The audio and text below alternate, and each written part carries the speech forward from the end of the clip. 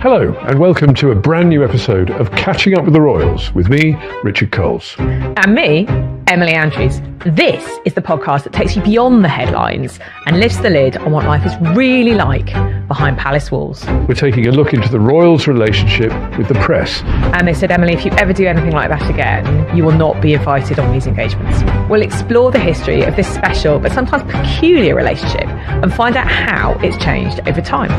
Monarchy only works if you shroud it in mystery. The royal family survives on births, deaths and marriages. Plus, we'll be chatting about one of the most turbulent times in the press's relationship with the royals, Princess Diana. Now, you actually knew Princess Diana. Kind of gave power back to the monarchy. We were still interested in that story.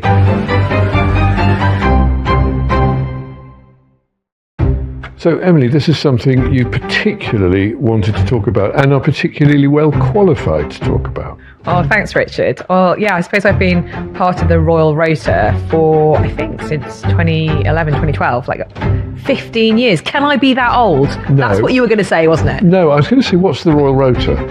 Well, good question. The history of royal reporting is that it was very, very sort of deferential. I mean, if you were reporting under the court of Henry VIII, you just have your head chopped off if you even dared to question what his policy towards France or whatever.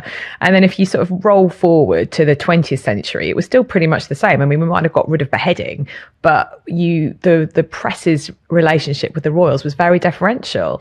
I think you reminded me earlier that Edward VIII, when he was king and when he was Prince of Wales, no one even wrote about his relationship with Wallis Simpson. It really was kind of nolo me tangere.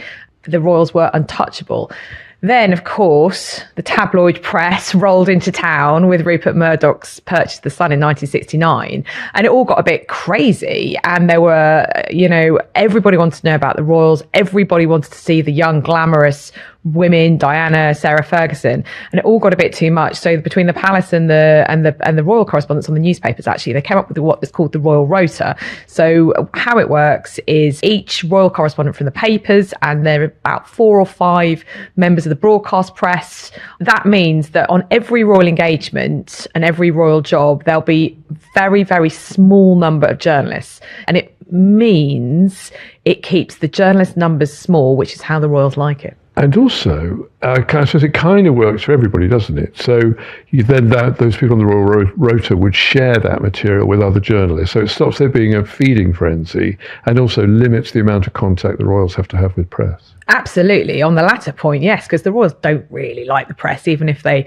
have to pretend that sometimes they do. When I first started doing Royal Report, it felt very counterintuitive to share information with my colleagues who weren't even part of the same newspaper. Well, I wondered about that, because surely if you get something really juicy, your instinct would be not to share, wouldn't it? Yeah, exactly. And certainly is. I mean, I used to work on the Sun and the Daily Mail and the Mail on Sunday, all quite kind of tabloid. Well, they are tabloid newspapers where they know the value of a story. They value a story. And I remember a news editor saying to me, Emily, bring me exclusives, not excuses.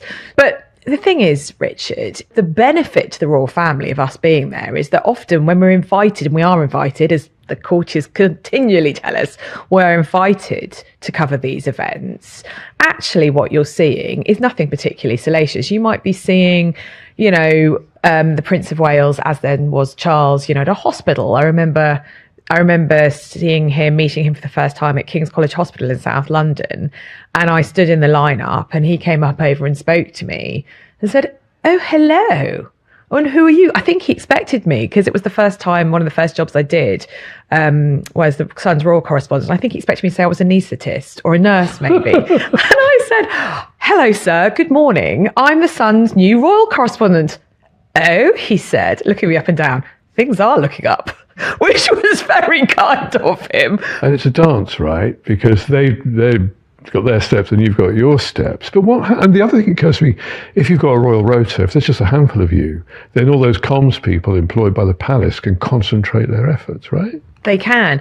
And also, it is a dance, as you say. We've got to get as many Strictly references in here as we can, by the way. I'd like to apologise to the world for my Paso Doble. I don't know. I loved your Paso. And we need to talk about your tango, but another time.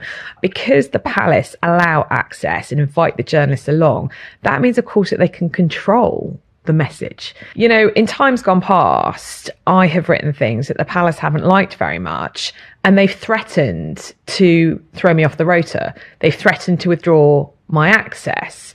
And that's quite clever, isn't it? Because it ensures the journalists remain compliant. See, I'm seeing Henry VIII then having a kind of meltdown somewhere. But I'm sure, is it some steely-voiced courtier who sort of phrases things in a certain... How does it work? Well, sometimes it literally is a phone call. I remember I was in the garden at Buckingham Palace. So I had, you know, to be fair to the courtiers, I had been invited in to the late Queen's backyard, January 2020. And Harry and Meghan had announced that they effectively wanted to leave. And there's a protocol, an unwritten protocol, but you are there to observe these engagements. You're not there to speak to members of the royal family. You're there to observe. And then afterwards, you can go and speak to the people that they've spoken to. You're not even, then I wouldn't be as close to the royals as I am to you now. Sometimes it depends on the engagement. Sometimes you're allowed to shadow the royal as they're going around meeting people, or they might be doing something. Other times you're literally kept quite a long way back.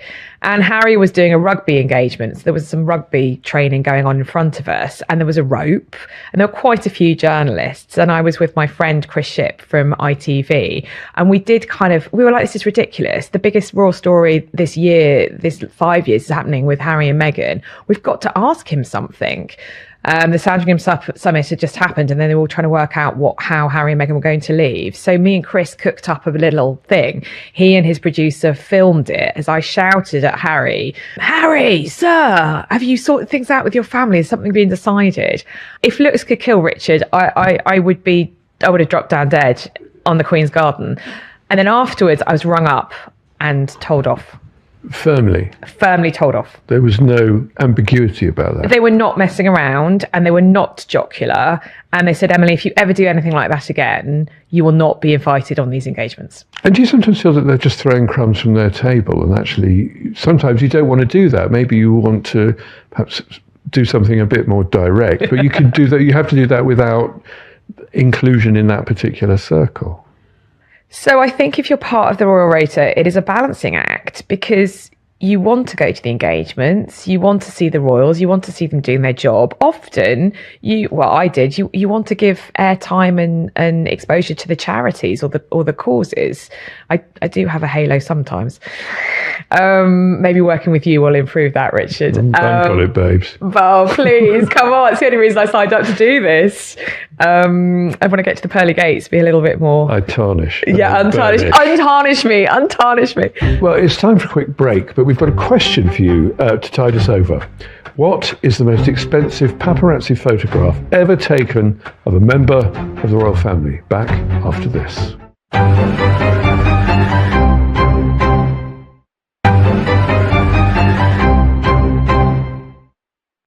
Welcome back to Catching Up with the Royals. I asked you a question just before the break. What is the most valuable paparazzi picture ever taken to remember the royal family?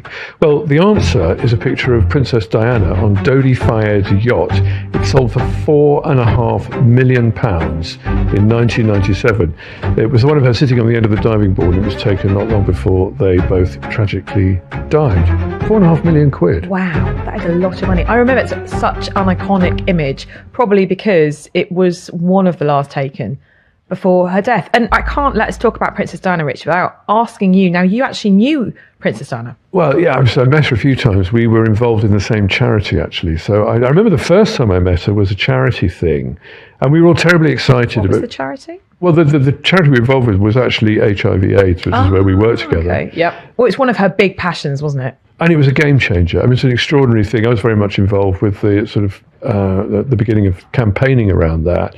And one of the really big issues was that people felt so frightened and sometimes so hostile towards gay people, who were one of the groups that was most affected by it. There was this kind of sense almost of revulsion around it.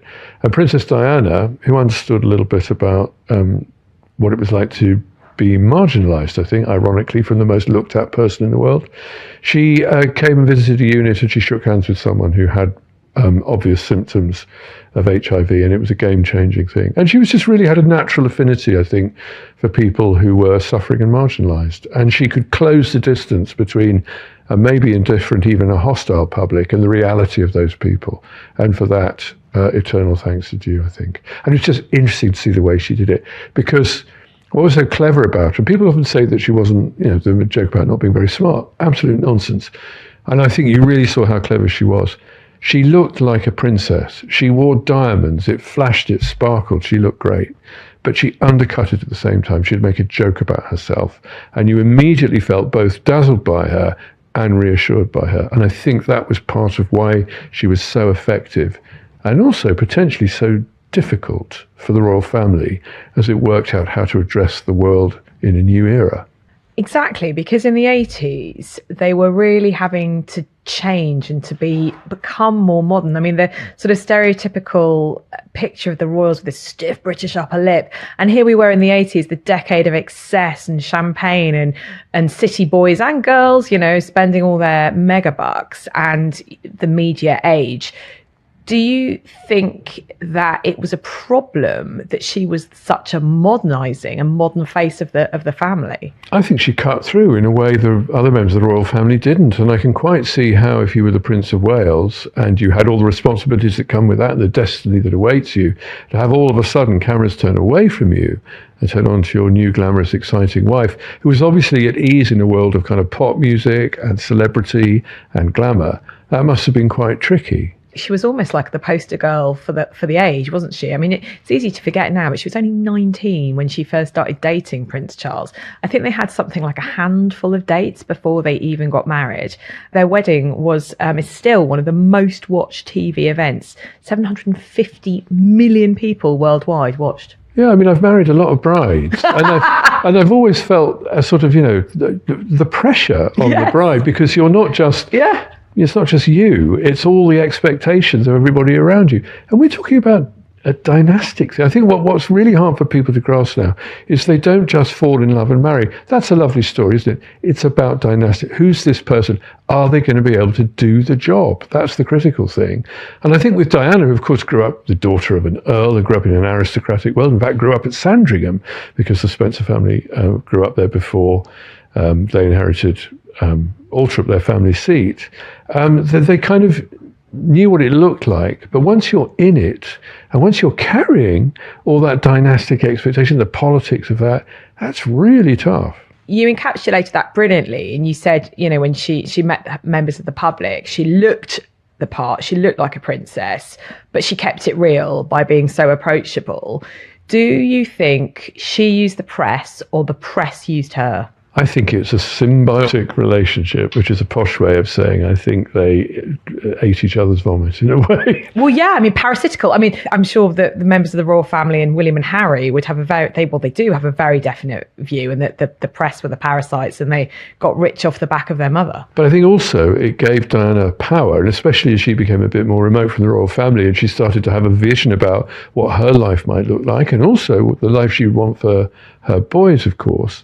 I think one of the ways she acquired power was through that relationship with the press. If you were a comms person for the royal family and you had Princess Diana come along and all of a sudden she was having her own relationship with journalists, you would feel that was a very potentially threatening situation to be in, because, they manage those messages so carefully. This is not just a family. This is not just a soap opera. This is the head of state. Yeah. This is what holds together our notion of who we are, our place in the world, our place in history. Those are really, significant things to have to carry. And it's a brand that has to be protected at all costs. I mean, in fact, it's funny. I was talking to my 10-year-old daughter yesterday, and about, what we're going to be talking about today. And she was like, Mummy, she said, no one at school even knows who Princess Diana is. And I thought that was fascinating, because to you and I, she is such a seismic figure. I think to everybody, whether you're a royalist, whether you're into the royals or not, there is that kind of sense of Marilyn Monroe. I think she was 37 when she died, so young. But the generations that are coming after us, will she keep her place? I think she'll always keep her place in royal history. Should be another mysterious sculpture standing in a public park somewhere that people think, I wonder who that was, Their shelf life, this is a terrible way of talking about someone, but I mean, as kind of royal figures, I think is quite short. Because the whole point is new ones come along, right? Yeah. They refresh the product all the time. Yeah. It's interesting, though, isn't it, about, everyone who was around then remembers where they were when they heard the news of the death. It was a huge, huge story, and it was terrible too. And people were very moved by it in all sorts of ways, in sometimes quite odd ways, I think. I thought that maybe royalty, the royal family, the monarchy, was losing power and losing its grip on our imagination and our interest. I think the irony is that Diana, who perhaps many in the court circle thought of as dangerous, actually kind of gave power back to the monarchy. We were still interested in that story. We were interested in her because of who she was, who she married, who she mothered. That was what was interesting to us. In a way, I think it gave power to the monarchy. Well, I guess what happened 2 years before her death, that unprecedented interview with Panorama in 95, we'd never really heard a royal speak, be interviewed, and certainly be so open with their emotions. You know, there is still, even now in 2026, there's this, the royal stiff upper lip. I mean, I think William and Harry have done a lot to dispel that. And to be fair, Charles himself. But before that interview, no one had really sat down in front of a camera and spoken and been so open. Was that a game changer? I think it was, actually. And I think it's an interesting one, because I remember at the time thinking they're going to go into meltdown over this. It's just not what you do, right? It's completely off. There's no precedent for that. Actually, I think they are quite like that. They often are quite outspoken. They often are quite direct. They are people who I think can, through force of personality, change the way we perceive them. I mean, I think of, the royal family, the doc made, 1969? Yeah. Prince Philip's idea. I think you'd let the cameras in for a year. Yeah. It was very, very polite. I mean, the most exciting thing that happened was that Charles's cello string broke, It wasn't... Or they burnt some sausages on a barbecue. They couldn't find the dressing up at Balmoral. I thought that was funny. And I remember there being... Well, I was only a kid when it happened. I remember being absolutely fascinated by it. We all watched it. We all wanted to see. And in retrospect now, I think a lot of people would say that monarchy only works if you shroud it in mystery. Okay, if you shine light on that, if you open the window, you lose something that takes some of its power away. And I'm not sure about that now. I think you energize it a bit that way, and then maybe you withdraw again. And again, why this sort of constant change of personnel is a good one. And that you would think, in a way, what Princess Diana enabled was Catherine Middleton. But I think Catherine Middleton, the Princess of Wales, as she is now, in a way, is picking up a narrative which is more like the late Queen, right? I think for the royal family, with the media, we do want, don't we want to be let in? Don't we want to see, but I don't think we want too much, do we? I think we want impossible things. I think we want them to be contradictions, right? We want them on the one hand to be accessible and available to us, on the other hand somehow to embody something that's separate from us. So the mystery, the history, the authority. Yeah. I mean, lots of people don't like that, and they're perfectly entitled to that view. But I think if you think monarchy does bring something of value, then it does need to be kind of ring-fenced a little bit. So I'm saying a contradictory thing. On the one hand, we want access. On the other hand, we want them also to be a bit separate from us too. Because we want them to be like us so that we can identify with them, but we don't want them to be too like us, because then the mystique goes, and what's the point of them? And why are we paying for them? And also, why would you do it if it were you? I mean, I often think I think there was a period with Prince William of a while ago when he sort of realised the awfulness of the destiny that lay ahead of him. Because the enormity. Nobody in their right mind would choose to do that, right? Absolutely. You get born into it, you get trained for it, unfortunately.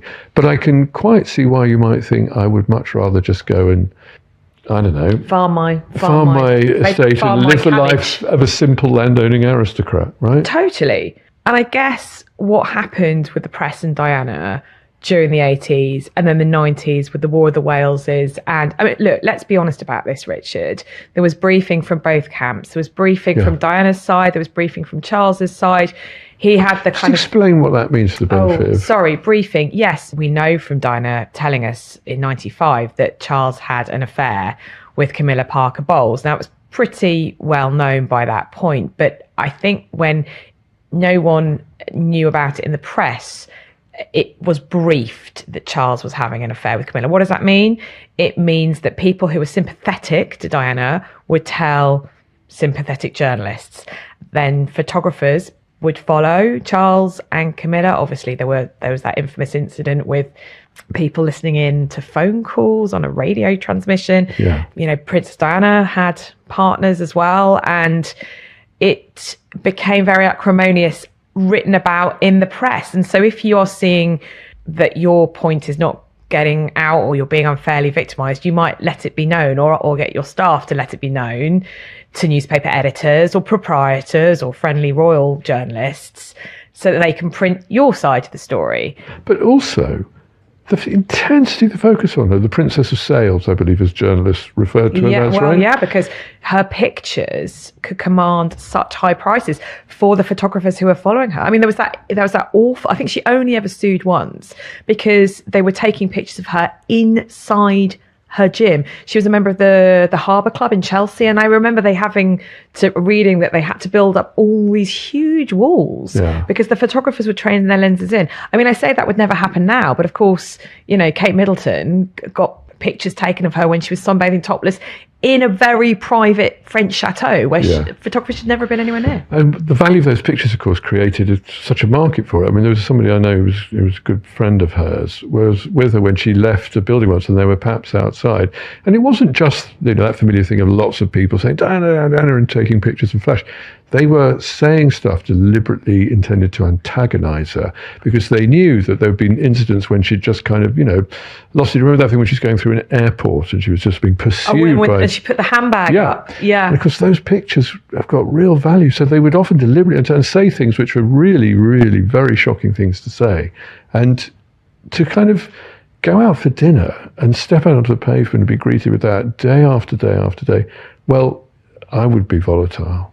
And also, I think it's easy to forget now, but the effect it had both on William and Harry. Yeah. And look, we don't want to be armchair psychologists because I hate all that, body language, psychologist rubbish. But Harry and William, in their own way, have spoken a lot about how the experience with their mum impacted them, the way that they deal with the press now. And obviously, the brothers are still not speaking. I mean, it's very, very sad. The brothers are still not speaking, but we can talk about that another time.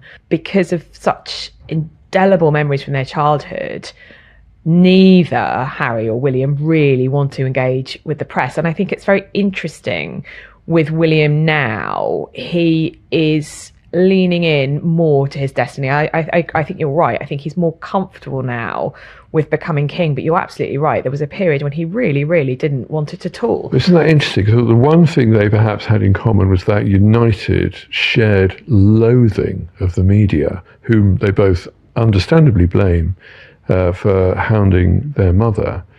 And perhaps one of the reasons why the division between them widens rather than narrows is that, as you say, William is more and more conscious that the role that he inhabits now and will inhabit is one in which he's going to have to engage with the press more. I think that Harry's road has been to litigate, to sue.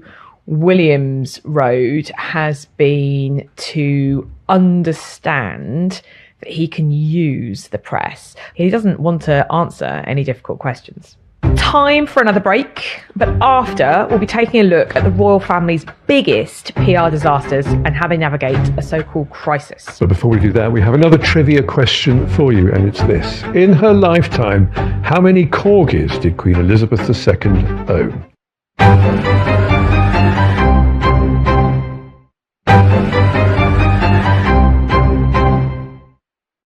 Welcome back to Catching Up with the Royals. And you'll remember before the break I asked you, how many corgis did Queen Elizabeth II own in her lifetime? Well, the answer is more than 30. And all descended from the corgi she got on her 18th birthday, which was called in a very Elizabeth II way, Susan. Love that. Corgis, corgis, corgis. I don't think there's been a huge press PR disaster around corgis, Emily, has there?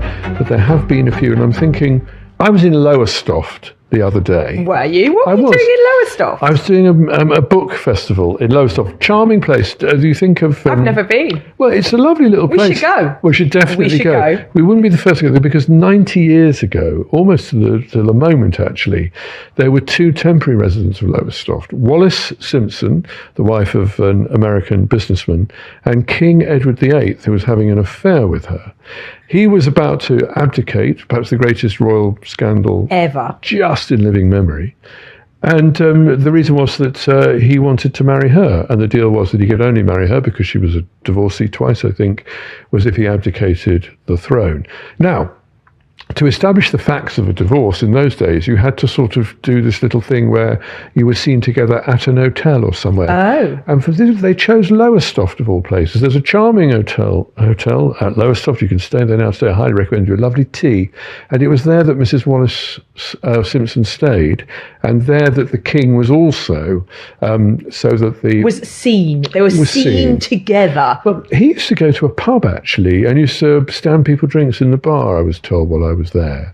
Which tells you something, I think, about, well, you could never do that now because the press would be all over it. Everyone would get their mobile phones out as well, taking all those pictures. But, I mean, it's hard to overstate, I think, the impact the abdication had. It was... I mean, you thought sort of Diana's interview on Panorama was shocking.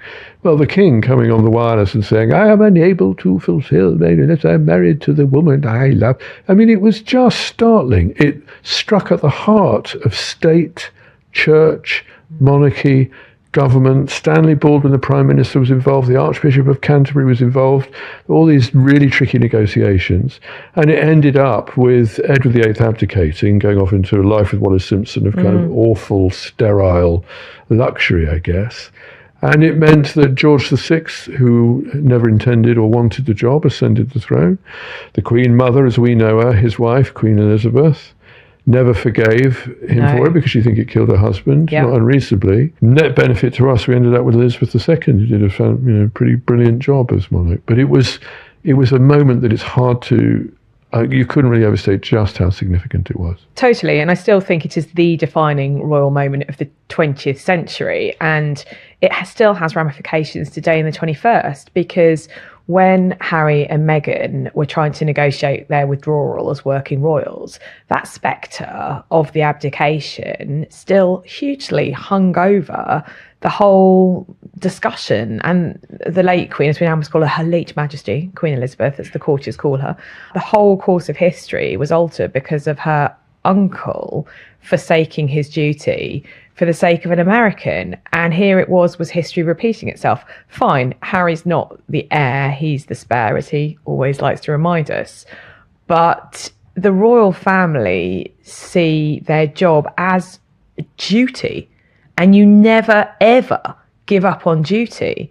You know, the Queen famously never retired. Charles will never retire. We're not going to see, some European monarchies, like Denmark, the Queen of Denmark. Lightweight. She abdicated so that her son could become king. But the Queen of Denmark effectively gave up the throne to retire. You're not going to see that here in the UK, partly because, in my opinion, of the legacy of abdication. Because even when the late Queen Elizabeth was really seriously ill, she still believed that she had a job to do, partly because it was God. God had chosen her, Dieu est mon droit, and God on my right, and that it was her God-given job to fulfill to the state. But I think maybe Meghan didn't quite realise what it involved walking away as a working royal and all the history that went with that. I was fascinated. I always wondered that moment at which someone who comes into the royal family realises what they've actually let themselves in for. Yeah. And so interesting that so few of those marriages survive, let alone seem to prosper. I do sometimes wonder about Camilla Shand, then Parker Bowles, now Queen Camilla. Harry's accusation that her, she always wanted to be queen. She left bodies on the floor in her way to try and, rehabilitate her image. Did she actually want to be queen? Yes, she loved Charles. I do believe that.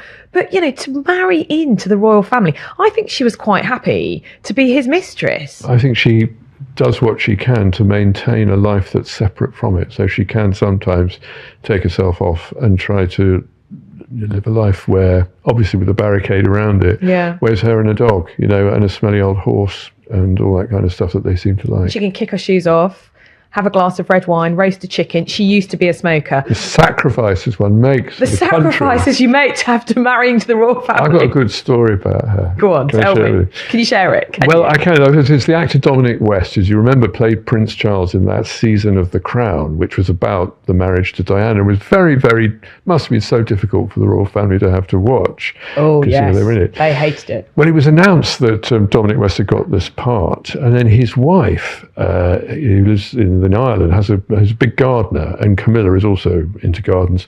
And it was when Camilla was Duchess of Cornwall, and they had a reception at Clarence House for all these gardening people to came. And anyway, Dominic West's wife came, and Dominic said, "Can I come too?" And the wife said, "No, you can't. No way. You've just been announced as it's not going to happen." So, but he cajoled her into it. So anyway, he turned up.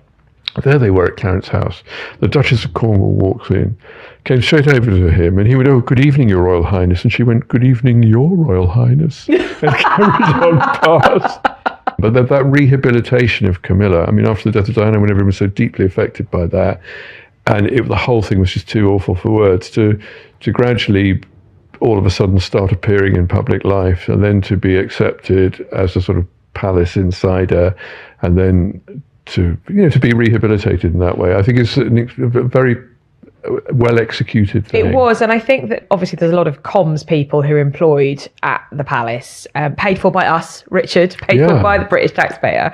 But that was Mark Bolland, who, in my opinion, really kind of supercharged the PR offering at the palace. And when I say the palace, I mean it's called Operation PB.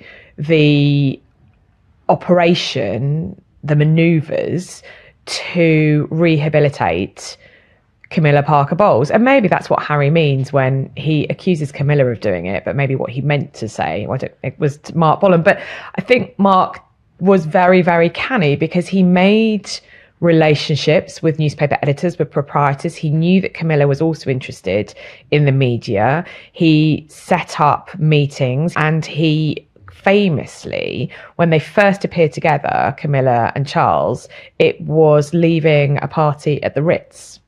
And it was kind of, the photographers all knew that it was going to happen, but it did have that element of, it wasn't a setup, and it was a setup, but it wasn't a setup. And it was kind of, though they were just leaving and getting into their car. I think at the time, Charles was really worried about whether it would be okay, whether it would work. Even when they got married, they were worried about that. The other thing, of course, is nobody really knows anything. I remember talking to someone who was involved in the funeral of Princess Diana, and talking about everybody kind of lining up outside Buckingham Palace as the hearse arrived to begin the long walk to Westminster Abbey. And there was millions of people. You remember how volatile that week was. Public opinion was here, public opinion was there. Everyone was crying. Government was over it. Imagine that, about having to set out on that particular journey, not knowing whether people were what the reaction of people was going to be.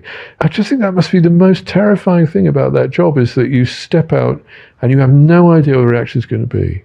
Do you think that the royals need disasters just as much as they need success? Because there's this sort of oft-cited anecdote within royal reporting that the royal family survives on births, deaths and marriages, because the level of interest in Princess Diana's death was even more than that of the late Queen. Do you think the royal family need those disasters? Well, I think births, marriages, deaths, divorces and scandals too, because it intensifies the interest, doesn't it? It is the fuel which engages, fuels the engagement of all our interests. Without that, is there such a thing as bad publicity? Well, I think perhaps recent royal interviews. Andrew Mountbatten Windsor springs to mind. But that's probably for a different episode.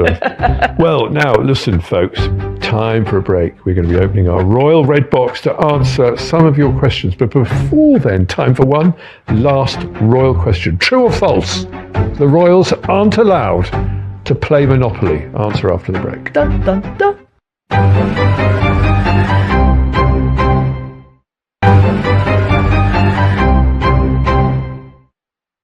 Welcome back to Catching Up with the Royals. Now, before the break, Richard asked you, is it true or false that the royals can't play Monopoly? And, go on Richard, what do you think? It's hard to imagine them not playing Monopoly, but I can see how, if there's delicate family politics happening, you might not want to get too stuck into a ball game. And also, they already own Regent Street. Well, they already own Regent Street, exactly. So it is absolutely false that they are not allowed to play Monopoly. Of course, they're allowed to play any board game they want. In fact, they do a lot of parlour games and board games at Christmas at Sandringham. But apparently, Harry once said that they don't play Monopoly too often because it gets very competitive. Interesting. I wonder if Prince Charles, as was always said, he, as the Duke of Cornwall, had to have Regent Street. Because if it's part of the duchy.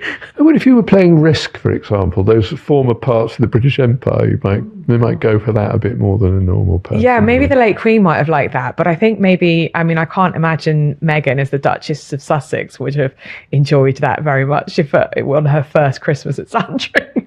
It'll be a very long weekend.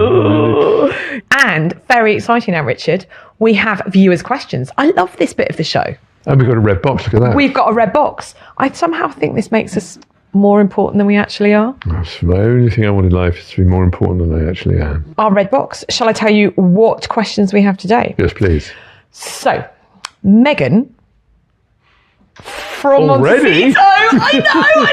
She's already emailing in. No, I think it's Meghan without an H. Thank goodness. Otherwise, can you imagine? Although I do know that Meghan did used to read a lot. Anyway, more of this in a minute. So Meghan without an H, but we don't know from where Meghan is emailing, asks, do the royals have normal day-to-day hobbies like the rest of us? Well, actually, yes, they do, although their version of normal might be a bit different from us. For example, shooting pheasants, for example. Straightforward shooting weekends. Well, that kind of thing. But there are interesting ones. I mean, Prince William, interestingly, is into motorbike. Really? The Princess of Wales, what do you call her? Kate or Catherine? What do you think? I don't know. Catherine. Kay Middy. Kay Middy. Kay Middy. I think Kay Middy. Her Royal Highness the Princess of Wales. Yeah. Whatever. Wild water swimming.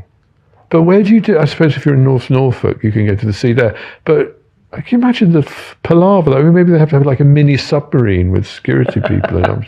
Sort of the periscope goes up just to check. The Queen apparently likes Wordle, which sort of fits with what we know of her love of literacy and everything. She likes a bit of Wordle.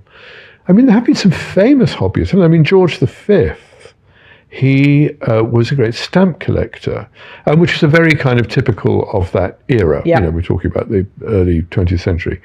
Indeed, I came along in the later 20th century. I had a stamp collection. It was a big thing. Did you? But as a kid or as an adult?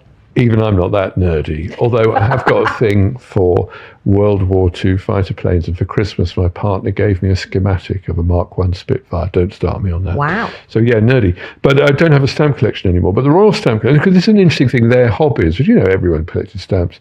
The Royal Stamp Collection is worth in excess of £100 million.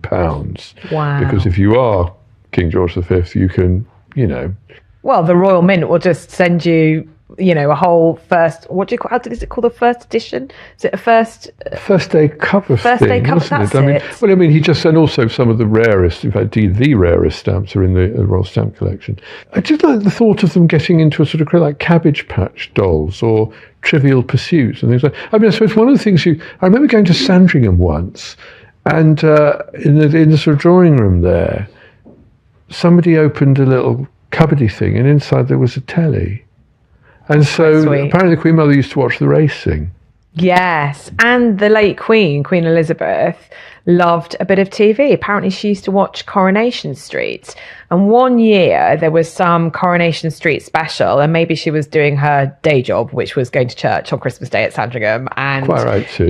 Addressing the nation at 3 p.m. But apparently she knew that she was going to miss the scheduled Coronation Street Christmas special. So she got one of the courtiers, to videotape it for her. And then she had it sent up to Balmoral when she went up there so that she could watch it. Well, I was in a pop band in the 80s. We used to have Brookside tapes and couriered out to us. Did you, when you were touring? Yeah. I had to keep up with Brookie. Yeah. And the other thing I heard is that the Queen used to vote on Strictly. Really? Yeah. Do you think she voted for you? Doubt it very, very much. I bet she did. I bet she did. I'm sure she didn't. So it seems to go, they're just like us, really. Well, yes and no is the answer. I mean, lots of the kind of things we like them to be swashbuckling. Polo, for example. Harry, William, Charles always liked to go to polo, which is not what we call a regular sport, I guess. I mean, you have to have the big bucks, I think, don't you? A, to have the horse riding lessons in the first place, and then B, to even be part of a polo team, to have the polo ponies, because I think it's called a chukker. The length of time that they play, and then I think they have like 7 or 8 chuckers, and they're changing their polo ponies all the time. I mean, that's a lot of equine money, isn't it? I don't think you get to do it in a comprehensive. I don't think you do. Not really. I don't think you do. But I mean, they must do things like Prince George or Prince Louis or and Princess, I've forgotten her name, Charlotte. Prince George, Prince Louis, Princess Charlotte. Presumably they play video games like everybody else, don't they? Do you know what? That's a really interesting thing, because recently Prince William said that all 3 of their children weren't allowed mobile phones. And I wondered then, were they allowed on gaming devices like a Switch or an iPad? And I think that they are, but their parents really kind of regulate the screen time. But what I thought was really interesting, I saw a picture recently of William landing at Kensington Palace with George and Charlotte coming off a helicopter. So I think they just come back from Norfolk and they chop it into London. And George was carrying a book. And I thought, how great was that? 13-year-old boy reading a book. And that they have very normal hobbies, I think, the kids. There's any, the normal, and you're right, they have the extraordinary ones that only the very rich can buy for their children. George is learning to fly. So he's getting his, I don't know how old you have to be to have your pilot's license, but whenever he's old enough, he's learning to fly. Yeah, he's had flying lessons. Well, I guess his dad is a very keen flyer. I mean, William has kept up his pilot's license. And in fact, the late Queen used to get very irate with William because he used to pilot the helicopter of his family with Kate and the kids. And so she was very worried that if there was an accident, that would mean all 5 of them, but he liked would go. But he kept up and has kept up his pilot's hours by being their taxi driver, so to speak. But yes, George has been having flying lessons. So there are those hobbies or sports that only the very, very rich can afford, of which that's one. But then also George likes to do triathlon. And so, that's a bit more. He's going to go on with his dad to watch Villa as well, hasn't he? He goes with his dad. Oh, yeah, called football. Yeah. We didn't even talk about football. I think it's interesting. So I'm a Brummie. And, you're either... Are you Villa? Yes. Well, I went to a Villa school. I went to a Villa school. You're either Villa or you're Birmingham City. My mum's a Blue Nose, Birmingham City. I'm Villa. I think it's interesting that William takes George to the Villa games because he's so protective of his children's privacy. But it's obviously something that they love doing together. It's a hobby. Doesn't everyone love football? We've got a Prime Minister who loves Arsenal. I know. Whilst it's a really nice thing for them to be able to do together, is that also not part of their brand? Is that not, look at what a great dad I am, I'm hanging out with my son? I mean, I'm a Chorley fan, and I'd love there to be a royal fan at Chorley, but it's not really set up for that kind of security operation. You know what I mean? You would have to be... Because Kate photography. Yes, famously. Well, that was a good one, wasn't it? I'm enjoying these questions. More of them, please. Don't forget, you can send your questions to royals@spirit-studios.com. That's all for today from the show that never complains, but always explains. And don't forget, we're with you every Thursday, wherever you get your podcasts, over on our YouTube channel and to stream on 5. And if you like what you hear, please do follow and subscribe. It's completely free and helps us ensure that we can bring you the best possible royal news, views and analysis. Same again next week, Richard? Same again next week, Emily. It's a date.